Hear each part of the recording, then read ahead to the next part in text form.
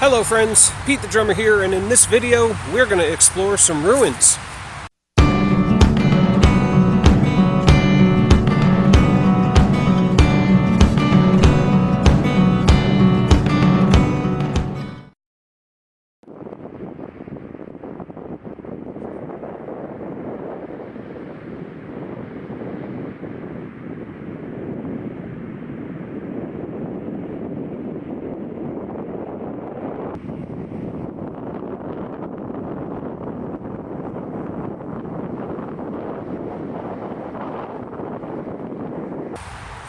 That's right friends, it is summer 2018, and that means it is time for season 3 of my silly little hiking and exploring channel. So welcome back to my channel. If you're not already subscribed, please consider doing so, and don't forget to hit the little bell icon. As I've done in years past, I am once again starting the new season in the Palisades Interstate Park along the Long Path. Now, if you're a regular watcher to my channel, you may have seen a couple of other videos that I've done in years past on some of the ruins of some of the grand mansions that used to exist along the Palisades. If you haven't seen those, I'll link them down below. And if you're unfamiliar with the Palisades Cliffs, if you're not from this area, if you've never heard of the cliffs or whatnot, I'll insert a picture of what the cliffs look like from the east. So if you were standing in Manhattan looking west across the Hudson River at the Palisades Cliffs, here's a picture of what the cliffs look like.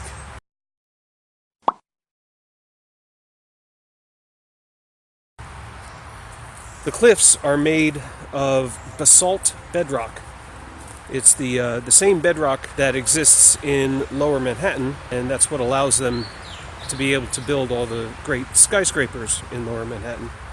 Now, back in the day, back in the mid-1800s, all the way into the mid-1900s, 1930s, the Palisades Cliffs were lined with grand mansions and big estates. And in fact, there was a time in northern New Jersey's history where this area was known as Millionaire Mile.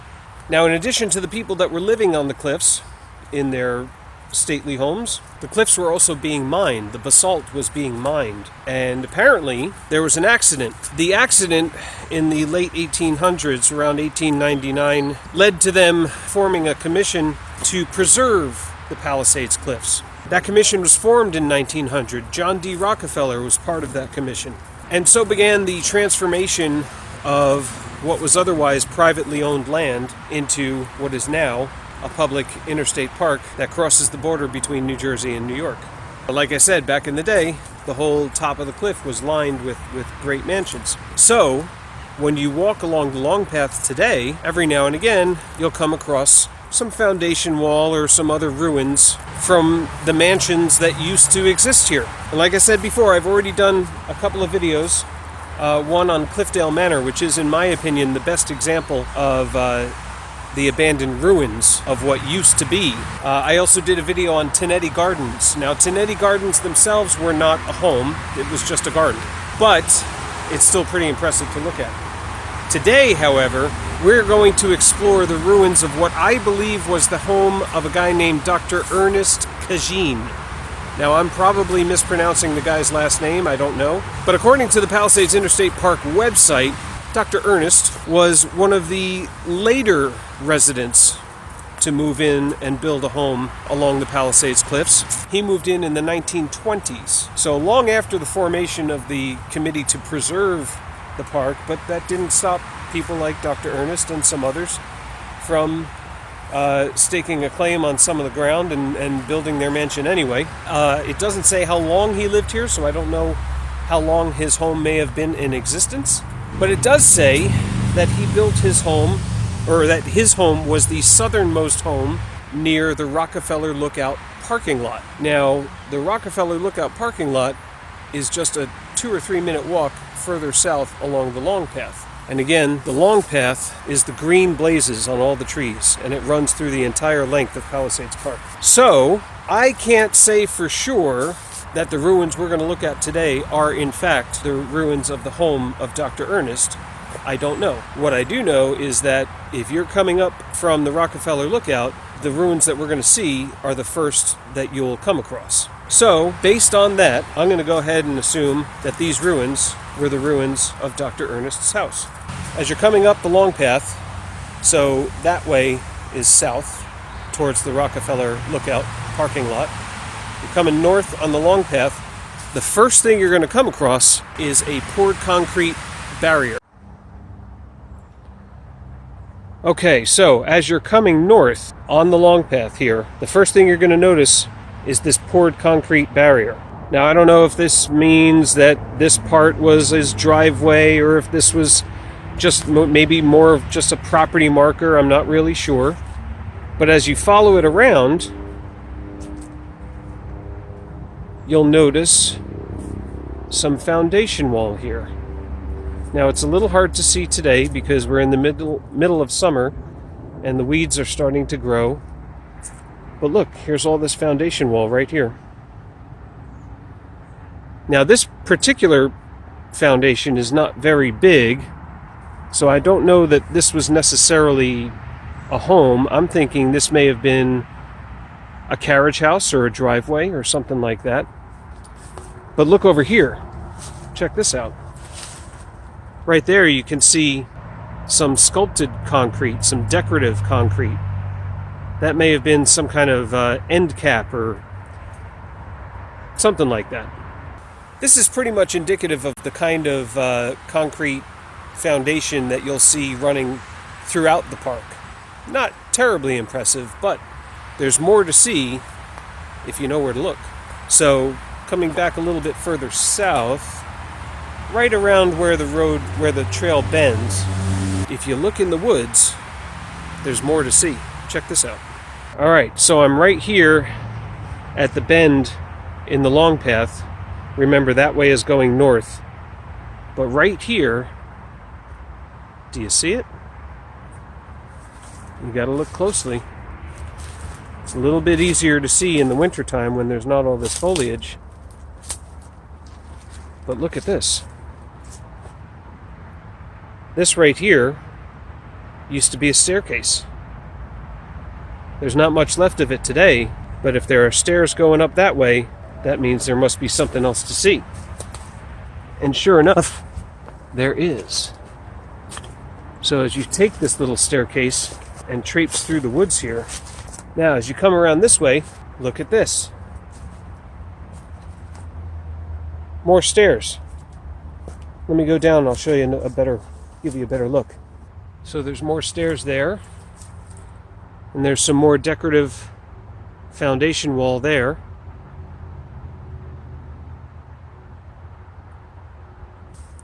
But there's more to see this way, because as you continue east towards the river, you come across yet another set of stairs. Now these are only just a few stairs, just 3. But that's 1, 2, 3 stairs, and more foundation wall right there. And then as you continue east again, you come across another staircase. This one's even larger and really overgrown with foliage, so this one's going to be a little difficult to see.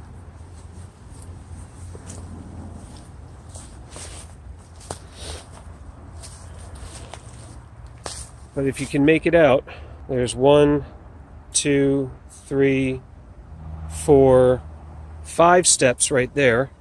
And again, more foundation wall. And this foundation wall, look at this.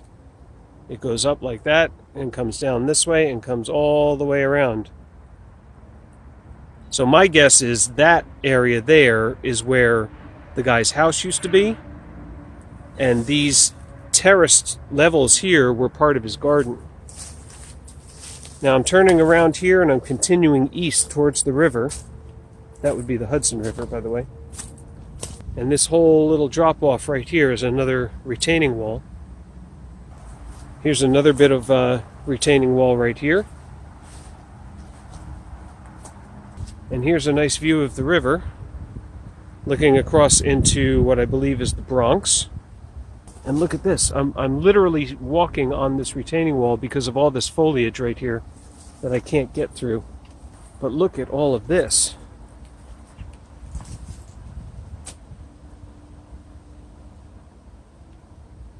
How amazing is that? Look, you can see there's a level there, and then another level here, and this level wraps all the way around. And there's more steps right here in front of me. Look at that.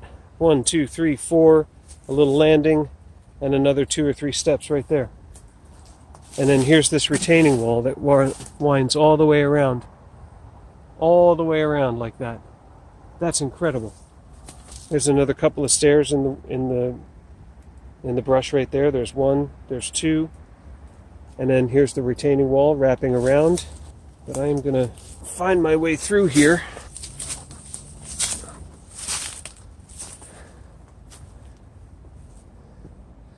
More retaining wall, another set of retaining wall there, and finally I am at the edge of the cliff. Imagine having this as your view every morning.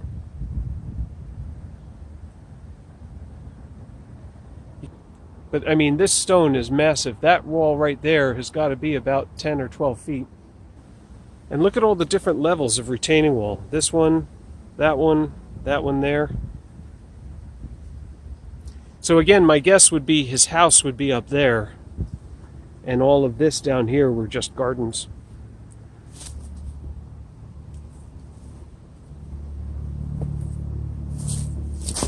All right, back to the steps. I want to show you what's right up there. So I got to figure out a way to get up there. Maybe I can climb up this way. Look at this. Look at this cool sculpted piece of concrete here.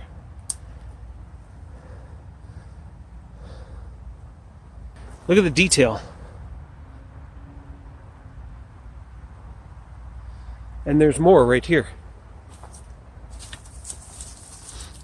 Look at the detail there. How cool is that? There's more here. Again, note the detail. And then there's this structure. And this structure has a window. Now, this is unfortunate because if you can see in here, this is all filled with black plastic bags, people's trash. I don't know. I can't tell if this is like trash or what. But there's all sorts of pieces of concrete. And obviously, since this was a window, this must have been some kind of room for something. I don't know what. But look at this. Look at the decorative tile work here.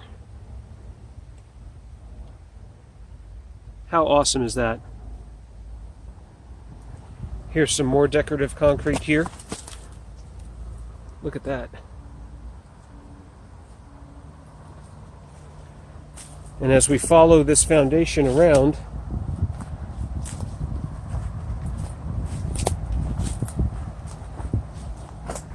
so right up into here, this is now on top of where that window was. These, by the way, these bushes here, these are raspberry bushes. Not quite in bloom yet, but when they bloom, they're just wild raspberries and they're perfectly edible. You may have seen me eat them in videos in the past. Alright, so I am now on top of that structure where we were looking through the window just a minute ago. Hard to say what this structure may have been, considering it's so low to the ground.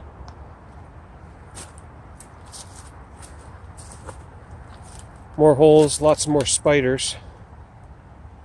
Spiders everywhere this time of year. And then here's the edge of that great foundation wall that I was pointing out before. I was down there just a few minutes ago. And there's a nice view, although slightly obstructed by some trees. But you can just barely make out. Let me zoom in, see if you can see it. I don't know if you can quite make it out, but that right there in the center, that's one of the towers of the George Washington Bridge.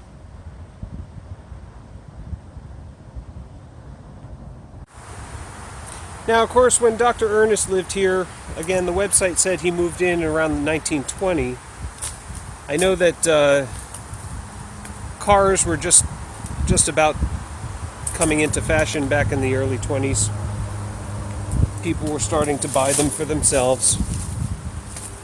But for most of the history of the homes that used to exist here in the mid to late 1800s, these were summer homes, because back then there weren't any cars, there was no bridges, there was no tunnels.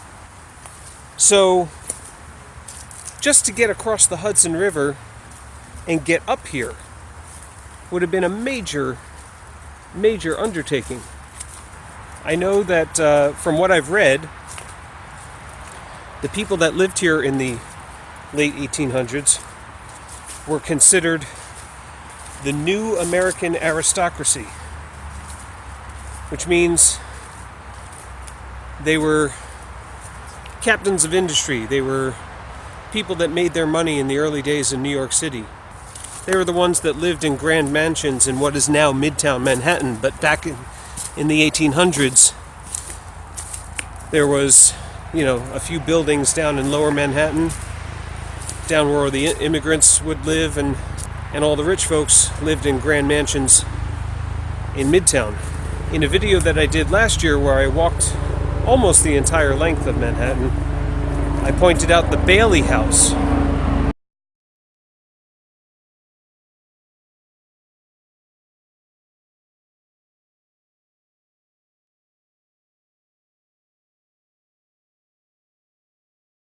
And so the homes that they had here on the cliffs were their summer homes, because in order to get here, especially in the 1800s, they would first have to load up all their stuff onto a horse-drawn carriage, I'm assuming, take that horse-drawn carriage down to a ship on the west side of Manhattan, board that ship, cross the Hudson River, which I'm assuming even back in the day would only take about 20 minutes, a half hour by ship. However, that ship likely docked down in Jersey City somewhere. Where I am now to Jersey City is about 40 miles. So they load up on a ship, they cross the river, they dock in Jersey City, they unload all of their stuff, then they have to get 40 miles north. Now in the 1800s, again, no one had cars, and I don't know if there are any rail lines that came up this way. Perhaps some of you watching are abandoned rail line historians or enthusiasts, maybe you know. But my guess is they would also have to take a horse-drawn carriage all the way from an area like Jersey City, where a ship would have docked back in those days, all the way up here. And while horses do run fast, they don't run that fast, and when they're pulling a trailer full of people and stuff, they don't run very fast for very long. So imagine you have to do a 40-mile trip in a horse-drawn carriage that's maybe averaging 5 miles an hour. Well, that 40-mile trip is now an 8-hour task. It's kind of mind-blowing when you think about that. Just to get across the Hudson River from Midtown Manhattan, a task that would take us today in our cars maybe a half hour, if there's no traffic. But back in the 1800s, when you had to do it all by ship and horse-drawn carriage, it could have taken a day or more. Anyway, so that was a little look at the ruins of, like I said, what I believe was the house of Dr. Ernest Bailey. Check the links down below for the videos that I did on Cliffdale Manor, which again is the largest of all the remaining ruins, and Tenetti Gardens, which is a poured concrete garden house right down along the bank of the Hudson River. Both of those ruins also date back to the late 1800s and are both really impressive to see. Now, if you come here and you want to find the ruins of Dr. Ernest's house for yourself, what you would do is you would come north on the Palisades Interstate Parkway, and you would park at the Rockefeller Lookout. From there, you would walk north on the long path, just a few minutes, and you'll notice the bend in the road, and you'll notice the spot where I was showing you where those ruins are. But anyway, that's going to do it for this one. Thank you so much for watching. Don't forget to subscribe, hit the bell icon, stay tuned for more. This is just the first of many videos coming for this summer and all of the places that I plan on exploring. Thanks again for watching. Go take a hike.